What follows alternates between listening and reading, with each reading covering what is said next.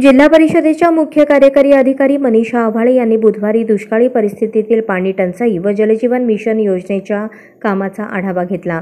टंचाई काळासाठी पाणी टंचाई आराखडा तयार करण्यात आला आहे। पाणी टंचाई निवारणासाठी ऑक्टोबर 2023 ते जून 2024 पर्यंतच्या आराखड्यास जिल्हाधिकारी कुमार आशीर्वाद यांनी मंजुरी दिली। या आराखड्यात 9 उपाययोजना सुचवल्या आहेत। त्याकरता 55 कोटी 62 लाखाच्या किमतीचा आराखडा मंजूर करण्यात आला। यामध्ये 1241 टँकरसाठी 43 कोटी 85 लाख इतका निधी लागणार आहे। टंचाई स्थितीमुळे गावांमध्ये पाणी टंचाई जाणवू लागली आहे। सद्यस्थितीत माळशिरस तालुक्यातील पिंपरी, भाम व करमाळा तालुक्यातील घोटी, माढा तालुक्यातील तुळशी अशा 4 गावांना टँकरने पाणी पुरवठा सुरू केला आहे। जलजीवन हा केंद्र शासनाचा महत्त्वाकांक्षी कार्यक्रमातून हर घर नल से जल योजनेतून प्रत्येक घरास नळाद्वारे 55 लिटर प्रतिमानशी प्रतिदिन पाणी पुरवठा करण्याचे प्रस्तावित आहे। जलजीवनसाठी चालू वर्षासाठी 834 कोटींच्या आराखड्याला मंजुरी मिळाली आहे। जिल्ह्यात 5,76,691 कुटुंबांपैकी डिसेंबर 23 अखेर 5,62,888 कुटुंबांना नळ जोडण्याच्या संकेतस्थळावर नोंदी करण्यात आल्या आहेत। चालू वर्षी 75,314 नळ जोडण्याचे उद्दिष्ट असून त्यापैकी 61,644 जोडण्यात देण्यात आले आहेत।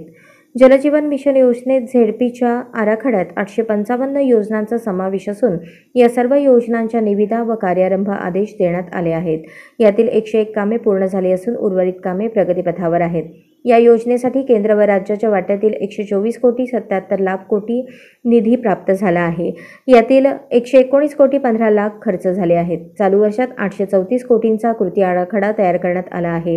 हर घर नल से जल नळ जोडण्यासाठी 374 कामे मंजूर असून सद्यस्थितीत प्रशासकीय मान्यता घेण्याची प्रक्रिया सुरू आहे। चालू आर्थिक वर्षात 154 कामे नव्याने घेण्यात आली, त्यातील 152 कामे प्रगतीपथावर आहेत।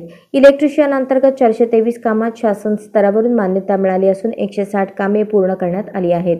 जलजीवन योजनेतून 24 कामांना सोलार पंपाद्वारे पाणी पुरवठा करण्यास मान्यता मिळाली असून त्यातील 13 कामे पूर्ण आहेत तर 4 कामे रद्द करण्यात आली आहेत। नमामि योजनेअंतर्गत 3 कामास मान्यता मिळाली असून ही कामे प्रगतीपथावर आहेत। मुख्यमंत्री ग्रामीण पेयजल योजनेअंतर्गत आराखड्यात 27 कामांचा समावेश असून त्यापैकी 26 कामे पूर्ण झाली आहेत।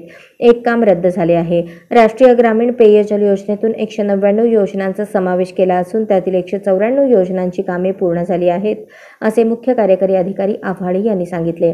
टंचाई काळात कोणतीही अडचण भासणार नाही असे कामाचे नियोजन करा, अशा अधिकाऱ्यांना त्यांनी सूचना दिल्याचे सांगितले।